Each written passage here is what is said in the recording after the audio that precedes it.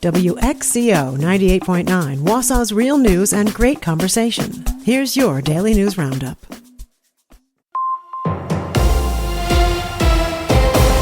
For WXCO News, I'm Isabella Nieto. The Wausau City Council will vote on the city budget tonight.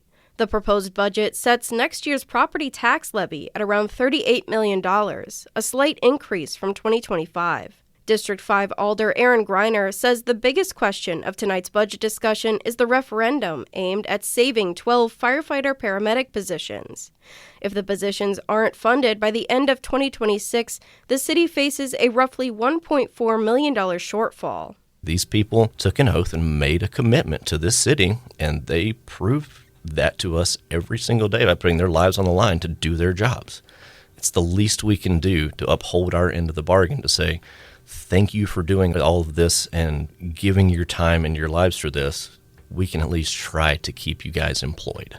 Mayor Doug Denny has proposed what he calls a veto-proof plan to save 4 of the firefighter positions by leaving 8 of them vacant, reorganizing Parks Administration, and cutting 1 police officer position. Greiner says he wants to find a funding solution internally rather than taking it to the ballot. If we are going to be asking these people for money, we need to be able to show them that we have been doing everything that we can to try to solve this problem ourselves before we go to ask the taxpayers for additional money. If the referendum is advanced, the council will need to finalize the ballot question by January for the April 2026 election.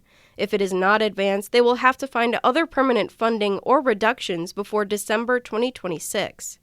The city's budget proposal includes funding to restore full swimming pool operations, animal control staffing, and the contracted operation of an emergency homeless shelter.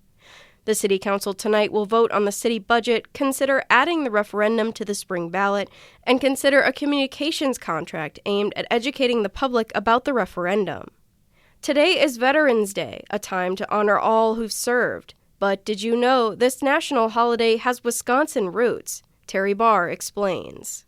His name is Harvey Higley. And if you haven't heard of him, there's a good reason. The Marinette County man's story had been lost until recently. Harvey is an amazing guy and has an impact on us every year, and nobody knows about it. Harvey graduated from the University of Wisconsin in 1915, and just 2 years later, he found himself in the battlefields of France. He went over for World War I. It left such an indelible impression on him. Todd Pritchard is with the Wisconsin Alumni Association and tells me as he was digging into Higley's background, he found some amazing history. He led the State American Legion, and later Higley served as head of Veterans Affairs under President Dwight Eisenhower. He thought, how can we really dedicate a day to veterans? Created a bill to change Armistice Day to Veterans Day, and that's what we celebrate now every year. Harvey Higley is worth remembering. It's the Wisconsin man's work ensuring our nation never forgets to honor our veterans.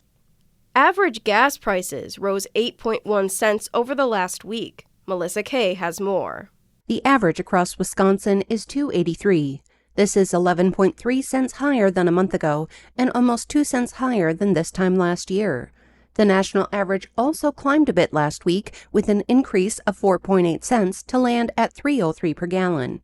Officials at Gas Buddy say these increases are due to refinery issues in the Great Lakes and West Coast regions. They say gasoline inventory data from the government shows another large drop in supplies, adding to the temporary price increases. Registration for the United Way of Marathon County's annual Turkey Trot is open. Until Friday, registration is $30, and starting Monday, registration is $40. All registration fees will be used to continue the food work through the United Way's Hunger Coalition. Registration officially closes on November 26th. The race is November 27th and starts at 8:30 a.m. To register, visit the United Way of Marathon County website. You may have noticed some lane closures on Grand Avenue in Wausau yesterday. Both southbound lanes of Grand Avenue at Thomas Street are closed. A detour will use Thomas Street, Prospect Avenue, and Town Line Road. The lane closures are expected to last until Thursday. The Wisconsin Department of Health Services has applied for $1 billion in federal funding through the Rural Health Transformation Program. The recipients of the funding will be decided by the Centers for Medicare and Medicaid Services by the end of the year. If Wisconsin's application is approved, nearly $340 million of the funding would go towards strengthening the rural healthcare workforce, and nearly $330 million would go towards rural technology and innovation initiatives. An additional $280 million would be used to establish new rural healthcare partnerships to improve sustainability in the industry. Wisconsin Public Service is warning residents of a new scam involving utility services. According to agency officials, scammers have been contacting their customers and aggressively demanding payment or banking information while threatening to cut off utility services. They're reminding residents that the winter heating moratorium is already in effect and utility companies are prohibited from shutting off service for non-payment during the winter. I'm Isabella Nieto for WXCO News. The Packers lose to the Eagles. Hi, I'm Mike Clemens with sports from Lambeau Field, where the Packers folded 10-7 to the Philadelphia Eagles. For a second week in a row, Green Bay's offense failed to generate enough points. Quarterback Jordan Love. Got to get back to the drawing board. Same thing as last week, get back to the film session, trying to find ways to figure out what we're not doing as well right now, what's kind of keeping us in a funk and not letting us kind of get into a rhythm. Packers head coach Matt LaFleur asked if he's concerned about his future. You don't have a long-term extension. With the way things have gone this season, do you think you're coaching for your job? I'm not. I'll leave that for everybody else to decide. I'll just focus on the day-to-day, and I feel like you're always coaching for everything in this league. Packers center Elton Jenkins left the game in the second quarter after fracturing a bone in his lower leg. NBA, the Bucks beat the Mavericks 116-114 in Dallas. They play the Hornets in Charlotte tomorrow night. With sports, I'm Mike Clemens. After a flurry or two this morning, it's going to stay mostly cloudy here through the day today. Kind of chilly, too, with a high of only 42 this afternoon. The wind southwest at around 10 to 20. Tonight, mostly cloudy. We're going to drop into the low to mid-30s. Tomorrow, the sunshine returns with a high in the mid-40s. I'm meteorologist Sean Cable.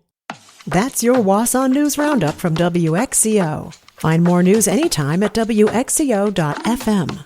Subscribe to this podcast on Spotify, Apple, or wherever you find your podcasts.